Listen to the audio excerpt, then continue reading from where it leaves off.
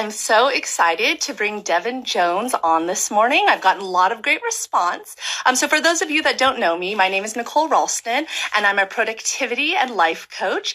And I help people, especially creatives, make better plans so that they fulfill their dreams and avoid burnout. She is going to be talking about job hunting tips. She's going to be giving some resume tips today to help you come from a place of strength as opposed to worrying about if your resume is enough for a company that you're applying for. And that was the biggest part of our work together. I feel like now when I'm at networking events and when I am actually like putting my resume out for a job, I feel like I'm coming from a place of strength where before I always felt like I was reaching. I gave you a quick introduction. I don't know if you caught any of it, but I'm going to let Devin introduce yourself. And I'm actually going to give you a little bit of a prompt because I think the biggest thing I got out of our work together was that I always felt like my qualifications precluded my resume, right? So my background is in teaching, my background is engineering. So I'm like, okay, I can only look for teaching and engineering jobs or stuff that's looking for that experience. And now I feel like, oh, I can look for any job based on my strengths. So I think your background isn't necessarily in what you do, like what you studied at school isn't directly correlated to what you do. So I kind of want to use that as a little jumping off point for an introduction, because I know I have a lot of students who ask me questions about that, like, oh, I'm an anthro major. I don't know how to apply for internships with that. So I kind of wanted to lead that with as part of your introduction for how you got to where you're at right now. I love that question. That's so great, Nicole. Yeah, so they actually find that only about 25% of people are working in a career that's related at all to their college major. And that's an interesting statistic, right? Only 1 out of 4 people actually studied, engineering, became an engineer. I know that's your background, right? And then stayed in that career for most of their career. And so what I love about that is that we have so many options in today's world because we have a changing economy and changing job markets and new companies being created every single day, technologies that don't exist yet, that in 4 years, students who are graduating college are going to be getting jobs in those fields, in those technologies. And so what I studied international relations in college. I love cultures, languages. I got to study language. I got to study abroad in Italy. And I always told my family, I'll do whatever I want with this degree. It was kind of a little bit brazen in that way, just knowing that the world is really big and that whatever we choose to do, if we can transfer our skills and learn how to communicate our strengths to someone else, to an employer, then we can really get our foot in the door. And so that's what I love about this is I worked at a university with college students for 4 years. And I always told them, just study what you're interested in. Don't worry about what job that's going to lead you to, because when you follow your passions and follow your interests, you just get to take one step in front of the other. And that is how you build your career. It's a little bit of, a journey, a trial and error. It's not necessarily like a perfectly laid out path. There are the rare exceptions where people, from a young age, they always knew they wanted to be a nurse, or they always knew they wanted to be, an aeronautical engineer or something, and they follow that path and that's where they end up. But I'd say that's definitely the exception. The rule or the norm is that we are changing, evolving people. And as our interests change, we get to pursue new things. And luckily we are in a world where we can change careers pretty easily. Most of us will have like 7 to 9 careers in our lifetime. So real quick, so I started with international relations. I went into marketing for my family's business, which was really fun, learning marketing, consumer brands. Then I went into career coaching at the university where I got to work with thousands of college students. And then 2.5 years ago, I launched my own business. So now I coach women all over the world to really live out their purpose, figure out what it is that their mission is in this world, and then craft that, create, their own voice and have the courage to live the life that they want. I love it. And I will just, again, give a testimonial to your work where we started last year. In fact, it's almost actually been a year, I think, since I met you. I was in such a spot where I was like, I really want to do this, but I don't know how to transition. And honestly, it was Devin telling me over and over again, you have the skills, you can do that. And, eventually believing that. So it's funny, the resume part actually was the easiest part of our work together, I find, because once I was able to define my strengths points, then it was easy to make a resume. So maybe we'll start there because there were a lot of questions on resumes that came in before this interview. And just to note, one, hi, Jackie. And two, if anybody has a question that they'd like me to ask Devin, go ahead and feel free to drop it in the comments box as we have this conversation, and I'll make sure to address them towards the end. But yes, do you have any tips for getting your resume just up to speed and out there right now? Yes, so I have 3 main tips. So the first tip is your formatting. So most people take about 6 seconds to review a resume, to scan it over before they decide if they're going to go deeper and really read the contents and the details. So the first thing that you can do to make sure that your resume gets seen and gets noticed is having really great formatting. For me, that is a 1-page resume with really simple fonts, with aligned bullets, similar margins, not a whole lot of color, not a whole lot of wacky things going on, but just something that's really easy to read. I know there's a big trend right now in creating these creative, beautiful, 2-column, lots of colors, lots of icons and stuff, kinds of resumes. You'll see them all over Pinterest or Canva. And that was popular for a hot second, but recruiters actually started getting really tired of them because they're very hard to read. So we've gone back to just the plain old, usually black and white. And if you use, hi Siri, I just saw a friend jumped on.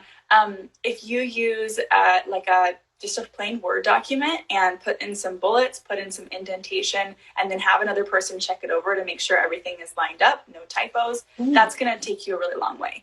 Because those simple little things, unfortunately, will get you docked because recruiters are kind of sticklers because they look at resumes all day long and they want to make sure that you are someone who is detail oriented and doesn't make mistakes like that. So that's my first tip, is make sure you have good formatting.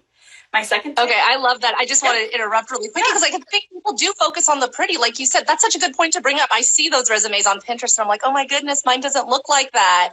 But you're right. If I was reading one, I would totally want one that just had the points I was looking for. So hopefully that leads to your second point, but thank you for saying that. Yeah. And I will say the exception would be if you're applying for like a graphic design job, maybe in the field of marketing or creative or digital marketing, something like that. You can have a little bit more personality to those resumes. But for the majority of resumes, the recruiters just want it to be really simple because it gets tiring to try to figure out how to read a document that has lots of different columns and crazy stuff going on. So keep it simple and make it that the substance is the content that you write, not necessarily the way that it's presented. So that's my first tip. The second tip is to create impact bullets. So this is what always has stood out to me whenever I was recruiting for positions, whenever I was hiring someone. I really love when someone doesn't just tell me kind of the laundry list of what they did in the job, but what was the impact that they made. You can really tell when someone kind of just copy and pasted their job description into a resume versus when they really dug deep. And this is what you and I did together, Nicole, right? Like digging deep. What was the impact that I made? How did I change this organization? How did I, leave it better than I came to it? And so impact bullets, I use a simple formula. You say action verb plus the project plus result. So for instance, created a social media campaign, that's action verb, created a social media campaign for increasing traffic to our number one product, that's the project, and the result was leading to 500 new clicks a month on that product page. So action, project, result. And you'll notice that I also used a data point, so 500 new clicks. So wherever you can include data in your impact bullets, it is so important, impactful, I should say, because that gives your reader a scope of the project. So it's not just made a social media campaign, right? That's kind of a dry. Yes. But created a social media campaign to drive traffic to our number one selling product, increasing clicks by 500 clicks a month. Boom. And I just made that up, right? So think about for yourself, where have you increased something? And it can be, it can be numbers of clicks. It can be even like a happiness score if you have anything like that. It can be, I'm thinking about, for you, Nicole, or other educators, like how many students you taught every year, how many projects you created.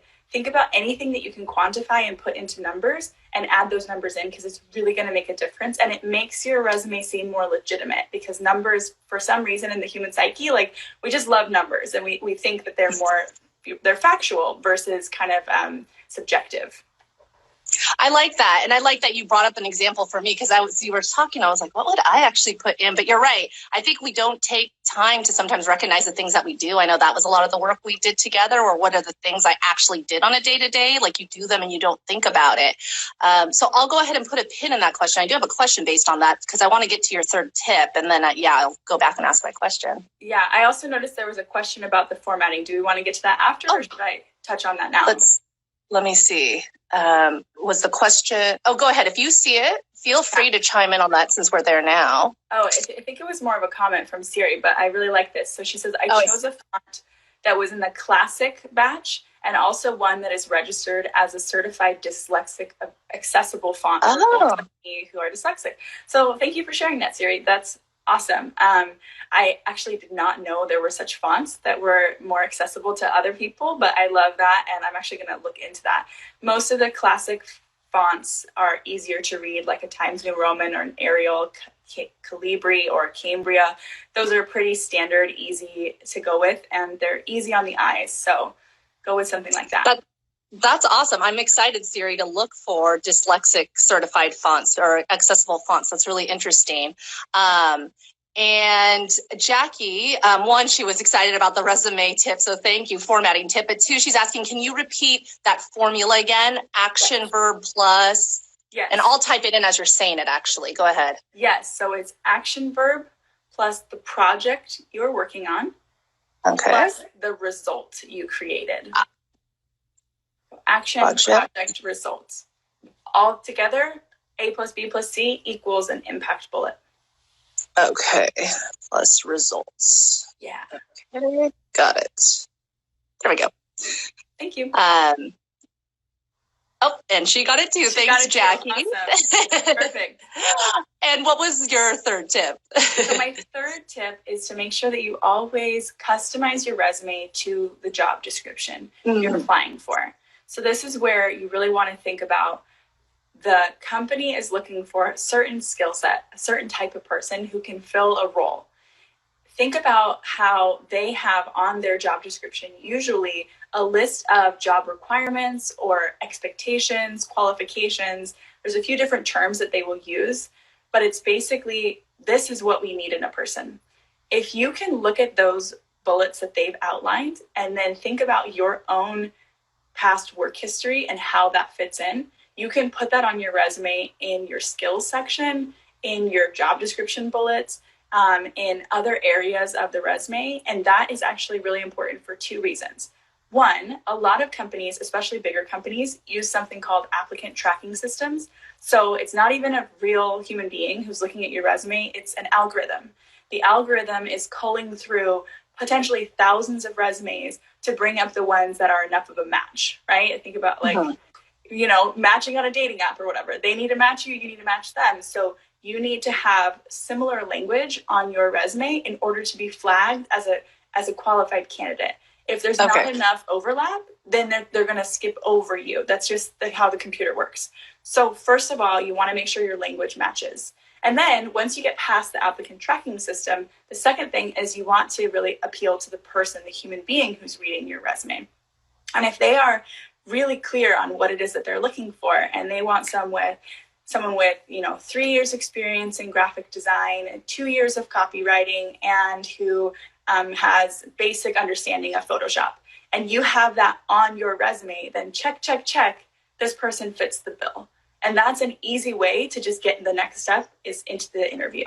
So make it really clear if you fit the mold, if you fit their expectations, your resume should be customized to show I am what you're looking for. Does that make sense? That makes a lot of sense, especially because I think people get, and that's an easy explanation, people get really caught up on words like SEO, like, oh, I need to do some research, where you're right. It's just look at the job description. If you have that, make sure it matches in there. That's a pretty easy and actionable step. And that actually kind of leads to my next question, which is back to the highlighting what you do every day. So for someone like me, let's say there's a job that I'm like, I know I could do that, but I technically don't have those like qualifications that you listed or in the same way. I'm the type of person that tends to shy away from that. Like, oh, I know I'd be a good fit, but I don't meet the qualifications. And we all know, I mean, we've heard that statistics before, especially women tend to like, okay, well, I don't meet 100% of the qualifications, so I can't apply, where men do like the opposite. They just need like 30% and they're fine. Yeah. So I'm like, I don't even remember what we did together, but what are some tips that you have for people to like uncover the qualifications that they have and then kind of own them? I feel like those are the things that I really got out of our work together. Yeah. And what you're referring to also really is important about men and women and the rates at which we apply to jobs. So this came from Sheryl Sandberg's book, Lean In. And I don't know the exact statistic, but I think it was men apply to jobs if they feel 65% qualified or more. Mm-hmm. Women only apply to jobs if they feel about 90% qualified or more. So we have to remember that is that whenever you see a job description, that is their idea of the ideal candidate. Like if the stars aligned and they perfectly got the exact right person, those would be their qualifications. So don't take yourself out of the running, because many of us, myself included, I've been hired for jobs where I didn't meet, 100% of the qualifications. I met like 50 or 75%, but they saw something in me, or there was a potential that they were willing to kind of bet on. So remember that also, if you have something that really shines, they might take that and value that over a bunch of other little skills that you could learn on the job. I always see, and for good companies, for good recruiters, they're hiring your personality. They're not only hiring your skill set. So someone who's willing to work hard, willing to learn, positive, easy to work with, a team player, that's going to go far and beyond just having like a physical skill set or a literal skill set. So I think that's really important. And then the other piece about pulling out what your, skills have been, what that has been like.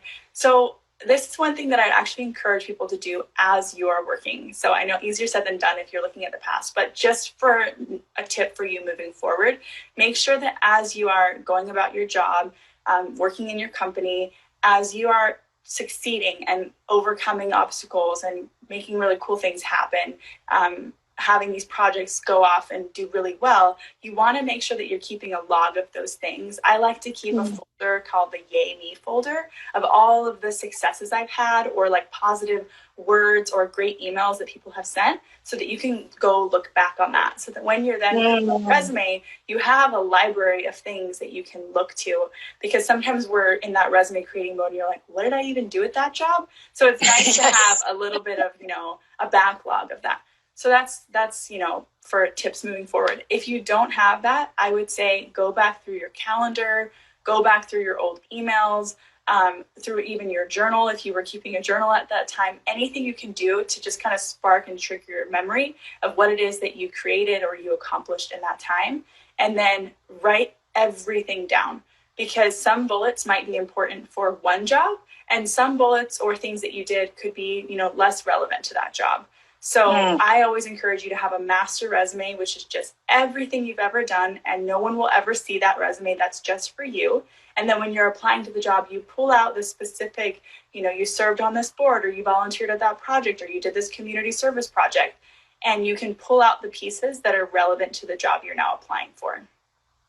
I love that. And I think just to tailor this a little more to students, because I know I have a lot of college students who are interested in watching this. Some of them always think like, oh, it has to be a class thing, or like they don't have necessarily a ton of work experience. So what are some things that maybe you would tell them to, investigate a little bit or reflect on that they could put on a resume, even though it's not technically a job? Yeah, class projects are awesome. That would definitely be relevant. If you can talk about what the scope of the project was, what your process of creating the project, if it was a research project, what materials, what softwares, what kind of theories you were using to create this project.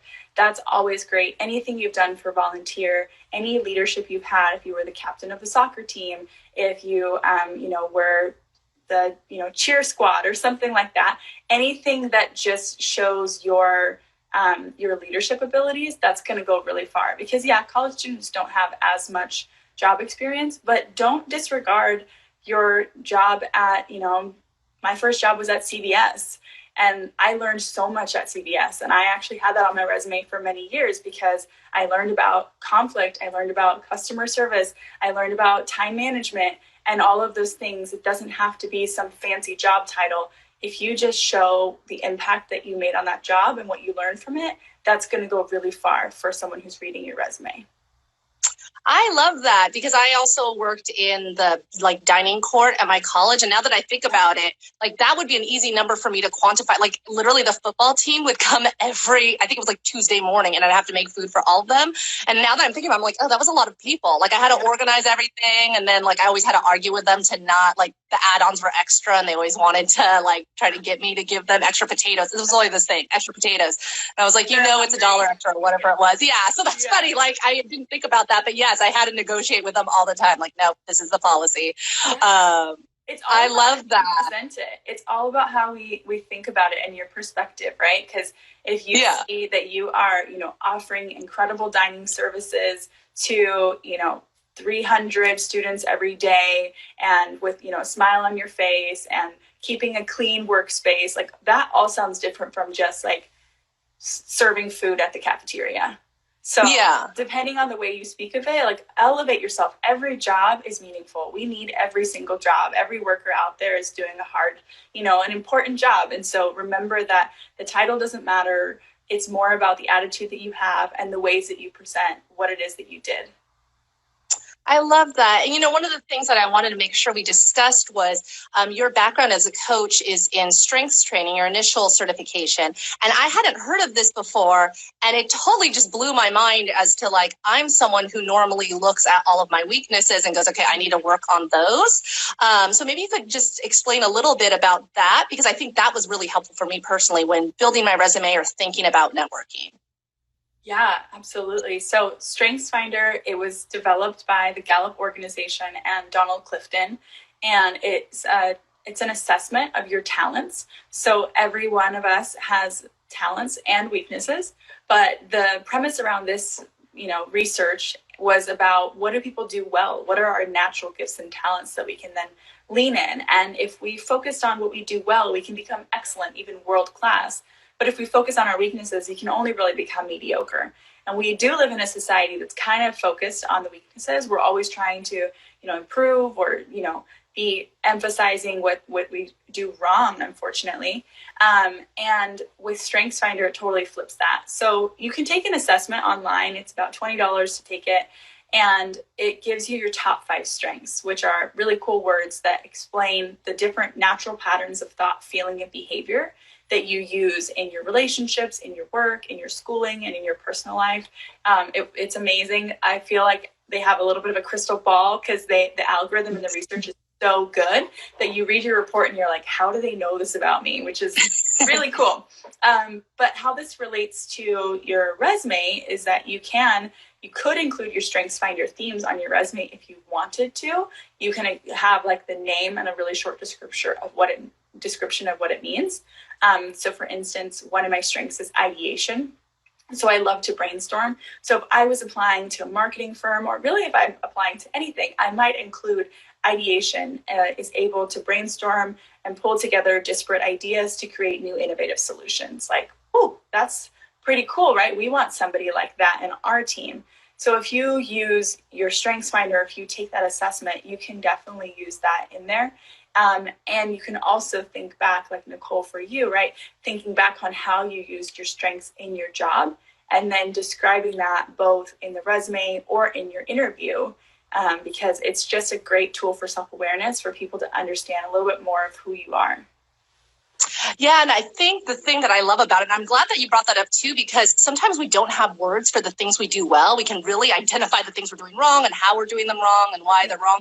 But you're right, the vocabulary to be like, oh, I ideate well, and there's a description as to what that means. I have those words now. So I think just owning your strengths is a hard thing for people. A lot of times I hear, especially younger students, oh, I'm bragging on my resume. And it's no, that makes you special. People don't have that. I think we don't realize that people don't share our strengths a lot. So that was the thing that I think I really took away from that. So on that note, I think networking is another piece of this, kind of bringing it back to, well, I don't necessarily have the exact description. What advice would you give people whose resume might not go ahead and push past the, the algorithm that's filtering out resumes? What are some ways to network or other ways to approach the job hunt if you aren't someone whose resume is necessarily going to be, flagged? Yeah, I think this is a great question. And it's not only for people who feel maybe like their resume isn't quite matching the job description, or for people who feel underqualified, if I'm just being honest. It's not only for those, it's for all of us.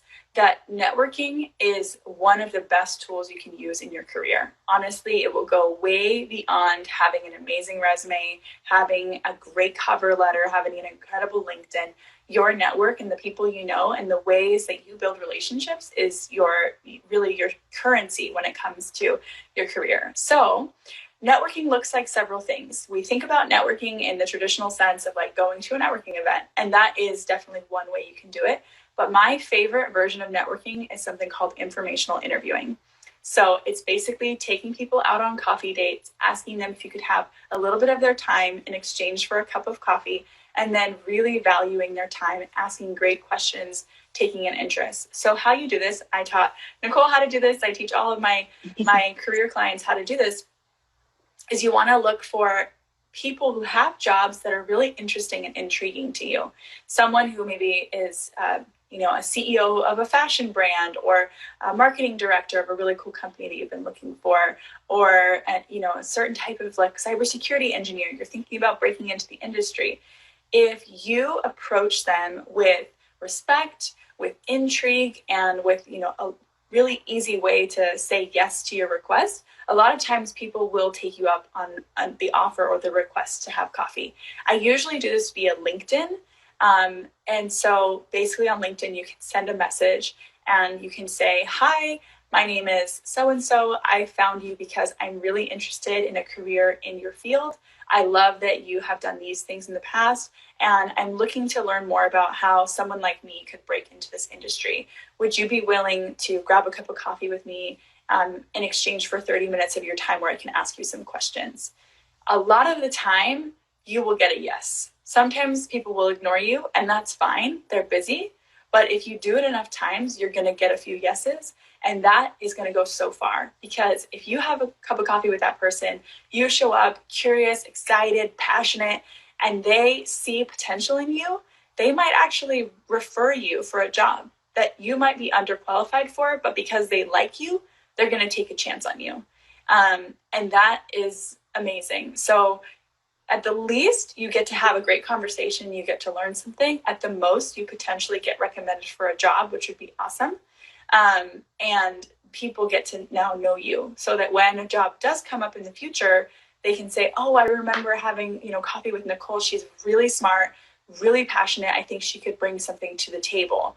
And then you get to be the person who's not just a resume, but actually like a friend in their network that they can think of. And I love this tip. So I think I told you, I went to Alt Summit a couple of weeks ago, which was this big conference. Yeah. And I like that you used the word curious, because I was just genuinely curious about other people's jobs. I wasn't trying to get anything out of them. I just wanted to know more about what they did. And weirdly, I ended up with the interviews. I got a couple interviews from there. I got a client. I wasn't intending to, but I just was curious about her job. She was curious about mine. And all of a sudden she was like, oh, can I hire you? And I was like, oh, okay.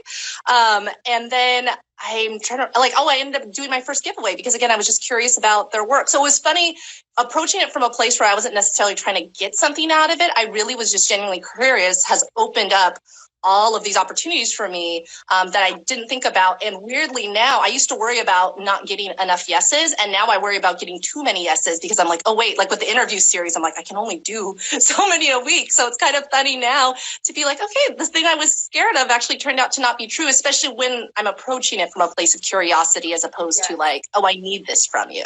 Yes. And you bring up such a great point too, is that we don't need to impress anyone. If you're taking someone out who is, 30 years your senior and is this amazing, executive, or has had this illustrious career, you're very likely not going to impress that person. So don't worry about trying to be on their level by any means. If you just show a genuine curiosity and passion and interest, that's going to really mean something. And a lot of people who do say yes to this, they do it because they have a good heart, they have goodwill, and they feel like they want to give back. So if they hear someone who's, earlier in their career or younger or trying to switch into their industry and they genuinely love what they do, they're going to feel flattered and excited to talk to you about it. It's like, and whenever someone from my alma mater calls me or messages me on LinkedIn and says they want to learn about what I do, I always say yes, because to me, it's such a compliment that they see something in me or that they want to be like me or have a career like me.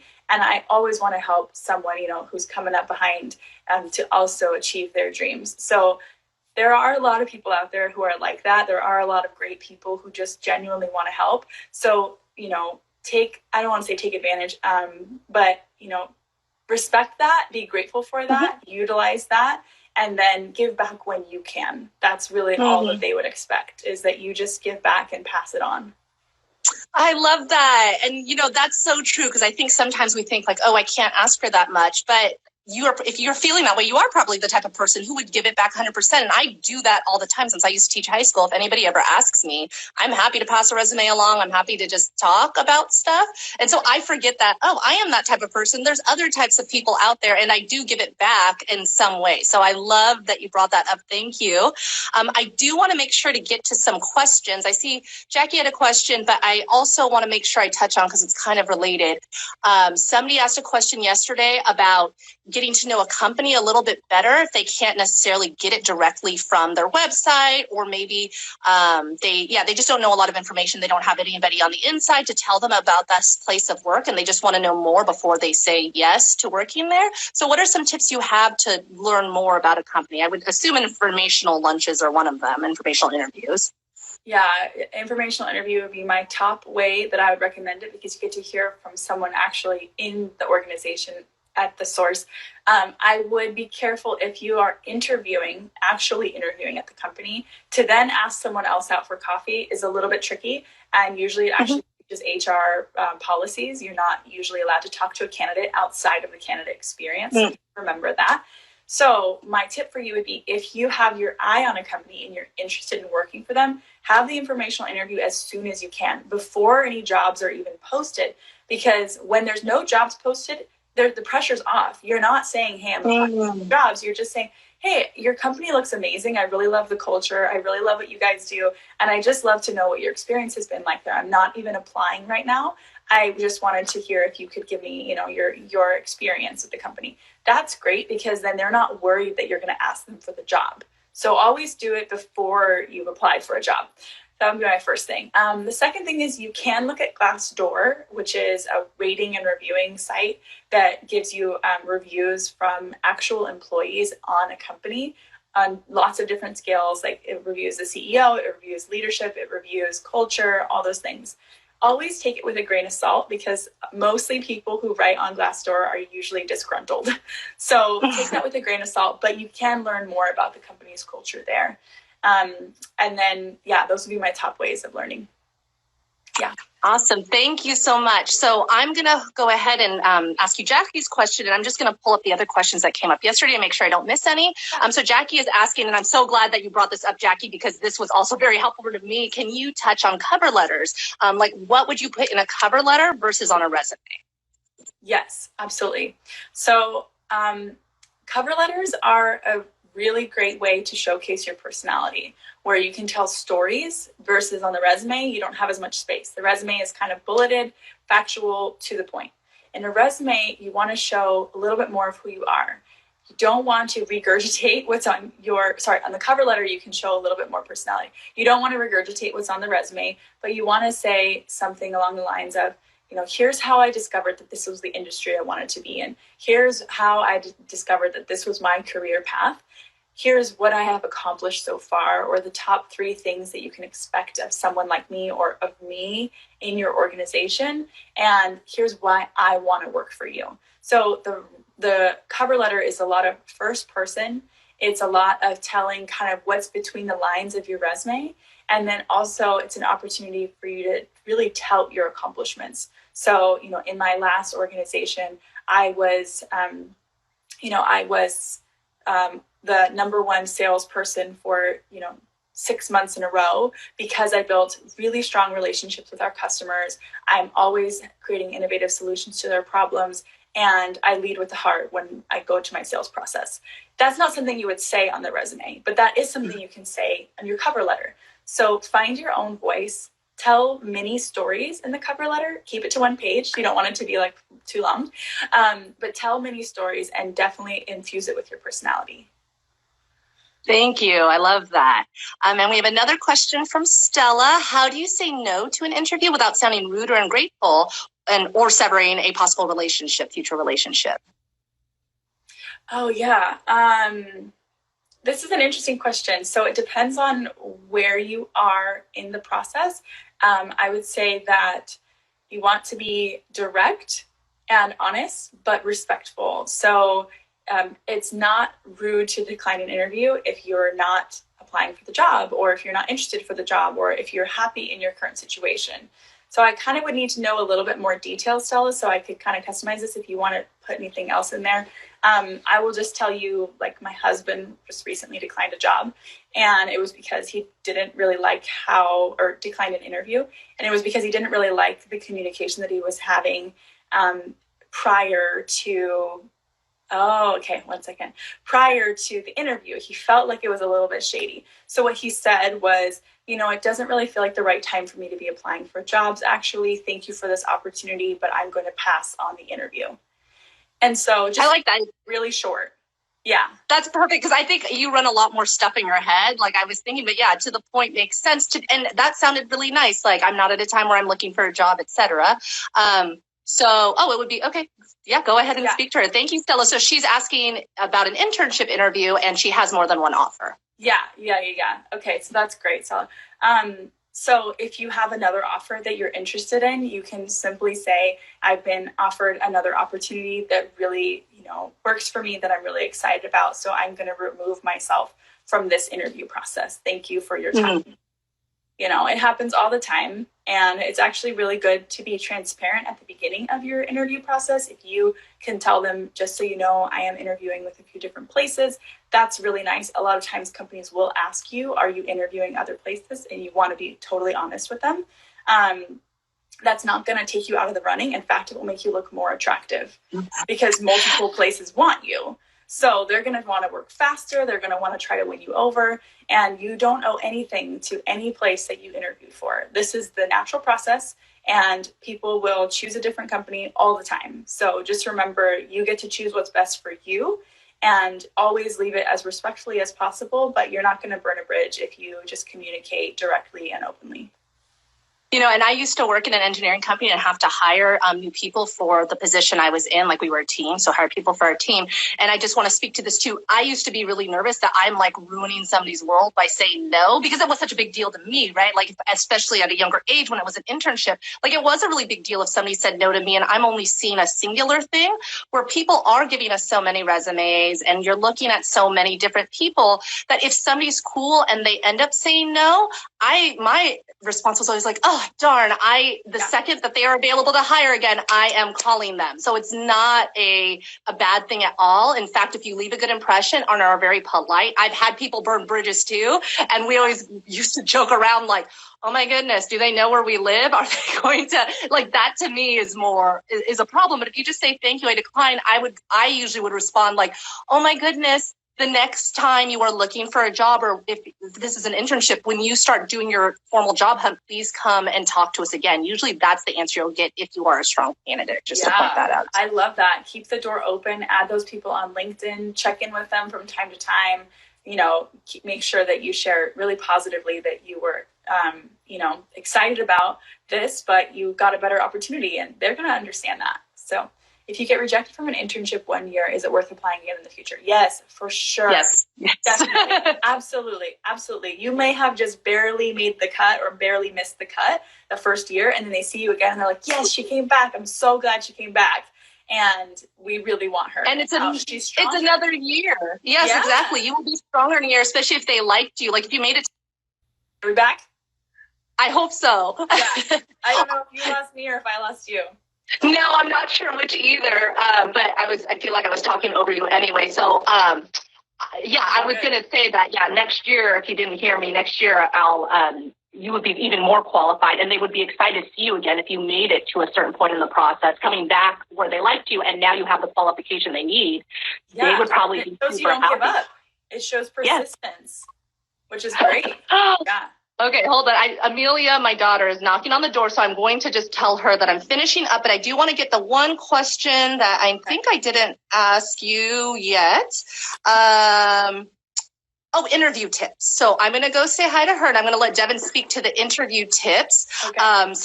What are some tips that you have for when you actually are in the job interview, not the informational interview? And I will be right back, everybody. Yes, absolutely. Okay, so for the interview, I have another 3 tips. I love my 3 tips.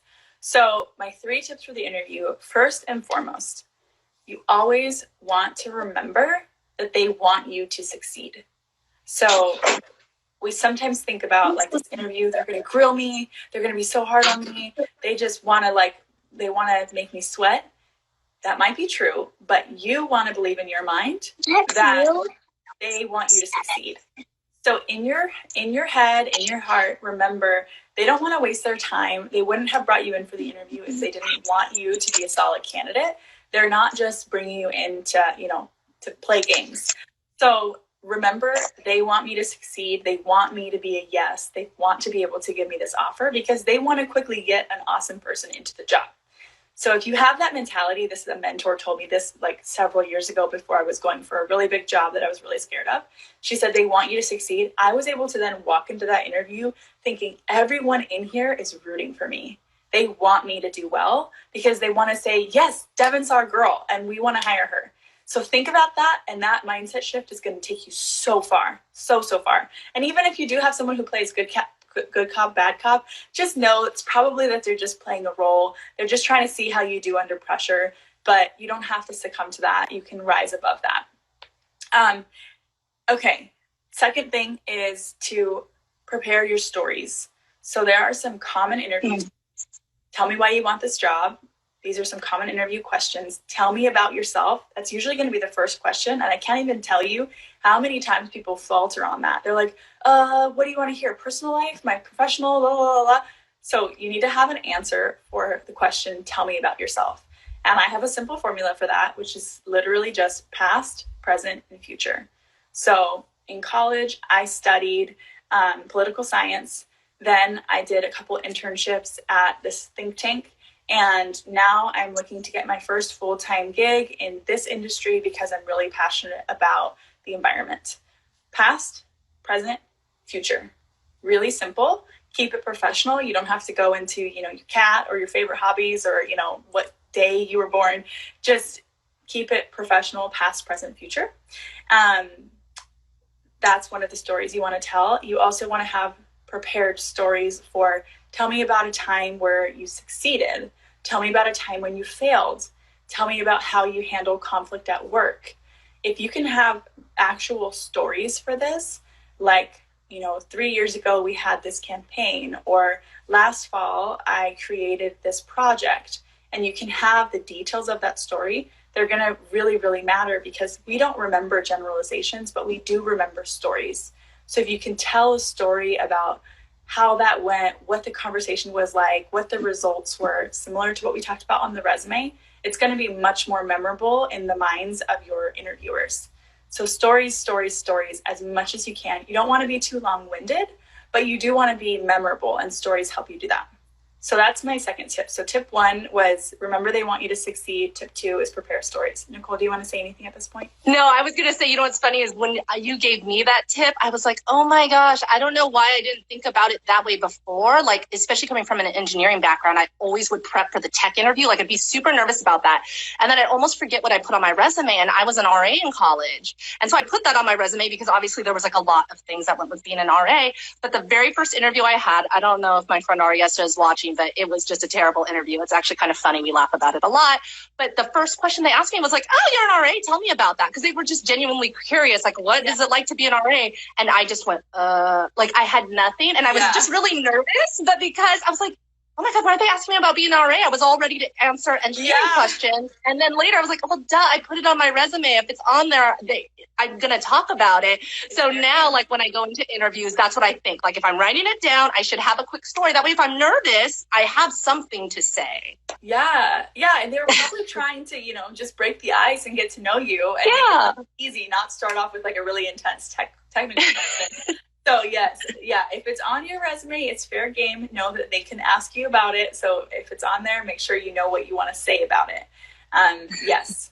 So great. And how cool would it be like in that moment, right? If they ask, tell me about being an RA, you told a really fun story about, a student that you really helped in the time that they, were freaking out, or a really fun, party that you threw for your dorm that brought people together. Like that would show so much if you were able to tell a story in that moment. Well, and I have to actually finish this story. So it was like literally the worst job interview I ever had. And my friend Ariesta, we were college classmates. Now we're friends, but at the time we were classmates. And so my resume was strong and my interview was terrible. But Ariesta was one of the interviewers. And since she was in class with me, she was like, I know Nicole, and she's normally not that weird. So if you want, like, I know you like her resume, and I swear this isn't a lie. Like, what's on her resume is right. So if you give her another chance, like, she actually spoke up for me. And then the interviewer called me, and he was like, hi, this is so-and-so from this position. I was like, and the first thing I said was, why are you calling me? And he said, oh, good. You knew that was terrible. He's like, she told me you were normal, so now I believe her. And do you want to do a second interview? And he actually gave me a second interview, and then I got the job. But he told me he gave me the job actually the second he saw me show up for the interview, because he was like, if she is going to show up after that whole embarrassing, because it was that bad. I'm not like exaggerating. It was horrible. But he's like, if she can show up after that, I want her. And he said that's all it took was me showing up to the interview, and he was sold. And I was like, wow, that's really nice to know. That's amazing. Yeah.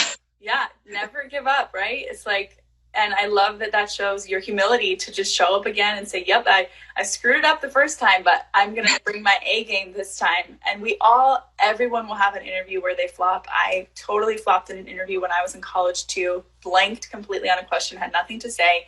And then when you do that, you just know, like, hey, everybody flops at one point. It can only go up from here. It's true. That is a good point. Yeah. So I do want to make sure I get to Stella's. Oh, did you have another tip before I move on to the next one? The last one is to have presence. So think about body language. There's a really great TED Talk by Amy Cuddy. She wrote a book actually called Presence. She talks about the power pose and the importance of putting our body in powerful positions and postures so that we can feel more energized, more empowered, stronger, like we take up space in the room. You don't want to have your body all kind of small and scrunched and like hands under the table. You want to sit up. You want to exude confidence. So practice the power pose. Watch Amy Cuddy's TED Talk on presence if you want. You can put your hands on your hips, put your arms out, not in the interview, but as you prepare, as you try to really get into that powerful stance. And then that's going to translate into your energy when you get into the room. Thank you for that. And, I want to make sure to touch on that a little bit more. But first, let me get to Stella's question. And I actually haven't answered this too, so I'm curious to hear yours. If you hear back from a company saying they're putting pause on their search for a candidate for a position due to the pandemic, will they revisit or should you move on? So what would you say to that? We don't know what the company is going to do, so we can't predict that necessarily. But I would say be, really professional, understanding, and then show your enthusiasm and your interest, and that you would still be interested when they pick up the search. Hopefully, that's not too, far down the road.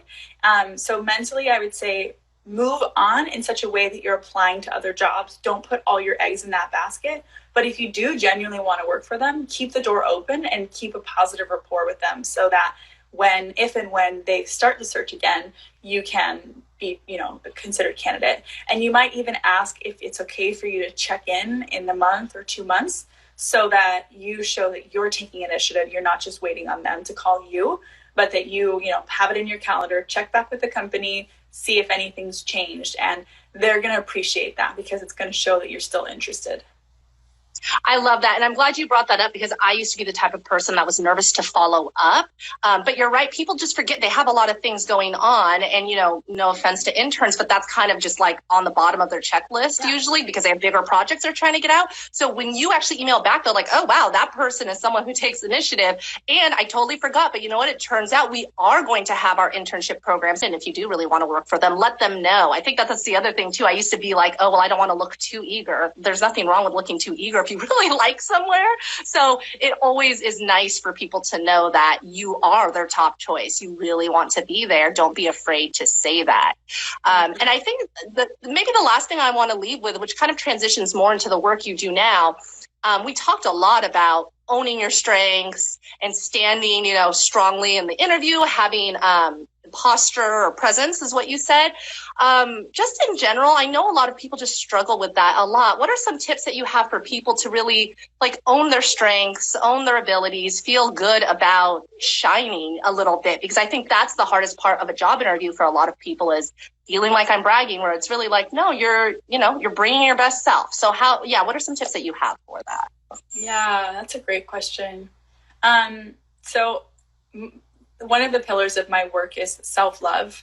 It's like, honestly, if we deeply love ourselves, so much of our life is going to fall into place. Because when you love yourself, you know yourself more, you trust yourself, you feel worthy of awesome things, of great relationships, of a career, of purpose, of joy, of health, all of that stuff. So I would say really to develop a self-love practice where you say, hey, I'm an awesome person. I want to be my own best friend. These are the things that are great about me. I'm not afraid to shine. Me, Nicole, your incredibleness, your great self, your beautiful strengths, your beautiful personality, that doesn't take anything away from me. In fact, the more you shine, the more I get to shine. So for you to be able to, deeply love yourself, respect yourself, and know that it's okay to shine, it's okay to be who you are and be fully expressed in the world is going to inspire others to do the same thing. Thank you. I love that. And it's funny. I just had that epiphany yesterday, and I'm glad that also you posted what you did. I don't know if you saw, I reposted in my stories, but I've been feeling a little self-conscious about doing these interviews sometimes and these stories. And one of my friends yesterday saw one and was like, oh my gosh, I've been meaning to do something like this. Now I'm going to go ahead and do it. And I was like, oh, I didn't think of that as being inspirational, but you're right. Because I, let myself do what I wanted to do and really show up in the way I wanted to show up, that literally gave that person permission. We hear that a lot, but you're right. It's not something that dims other people's light. It's something that opens it up. So thank you for that.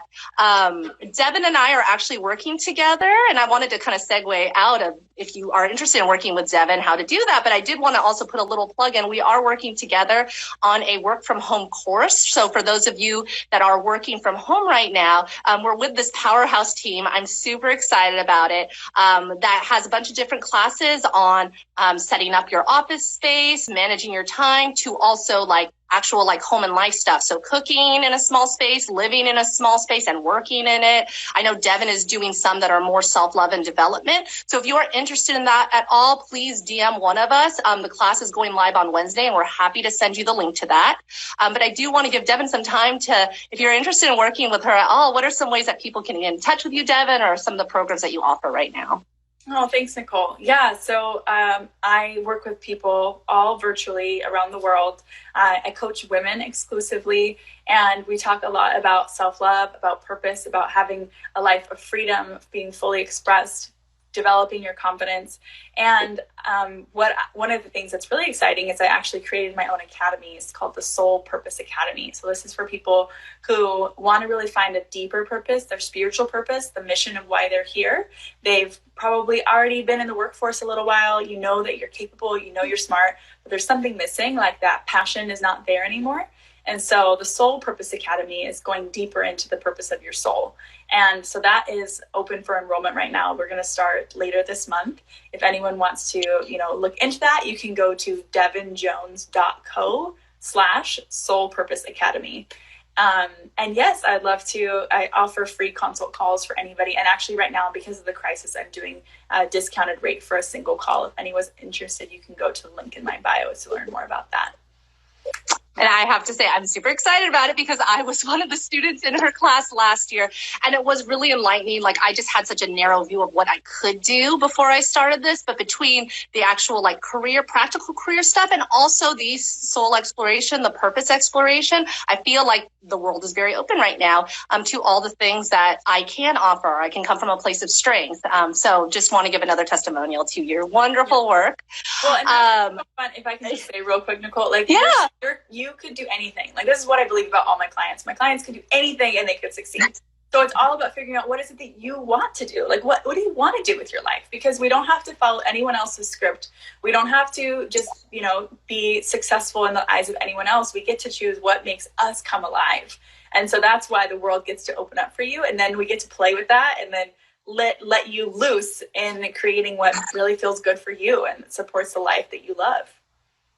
Thank you. I love that description so much. I'm going to have to clip this part for you because that's perfect. That sums up your program so perfectly. We do have one last question, so I want to make sure to get to it. I always struggle. Oh, this is a great one. When interviewers ask if I have any questions, what are some good responses so that you seem engaged? Yes, you always want to have questions. Absolutely always have questions prepared. So I like to bring a notebook or a pad folio, something where I pre-prepared 5 to 7 questions for my interviewer. That can be questions based off what you want to know more about the job description, questions about their company. You've been looking through their website and you have a question about a new product that they're launching. Always have a question. You can ask questions that are related to culture, related to like the actual product or service that they offer. It can be related to your role in the company and what you would be learning and doing. But always think about expansive kind of strategic questions, not just like, how many hours am I going to work, or like, what's the pay? You want to think about more inspiring questions, because the questions that you ask are going to show them the way that you think. So ask these strategic questions, and then they're going to be like, ooh, that's a good question.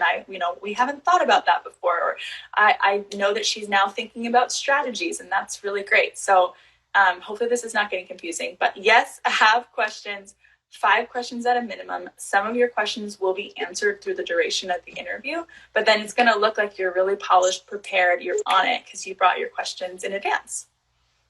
I love that. And for those of you, since it sounds like it's somebody who is looking for an internship, the questions could be also like, what's the company culture around here? Does everybody have lunch together? Yeah. Are we do you guys have a weekly happy hour? So they could even be just about like specific culture questions. So think about what you do in college. Those are the same things that people like to do at work. Like a lot of workplaces, especially I'm in Silicon Valley, so a lot of places will have affinity groups. You could ask them, oh, what affinity groups do you have? Like I was a part of the Filipino club at school. And it's funny, my husband's white, he's not Filipino. So when he brought up that they were going to have some kind of affinity group like that, I was like, oh my gosh, I would love that. I loved being in that club in college. He's like, oh, good to know, because I didn't know anything about affinity clubs. So those are the kinds of things too that companies can offer. So we are winding down on our time here. It's telling me that we have 23 seconds left. So thank you so much, Devin. If anybody still has questions, feel free to DM me or DM Devin. Her link is in my stories or whatever you call it, her mention. So that info's there. I have 10 seconds left, so I'm going to go ahead and just let you go. But have a great rest of your day. Thank you to everybody for joining. Thank you. Bye, Nicole.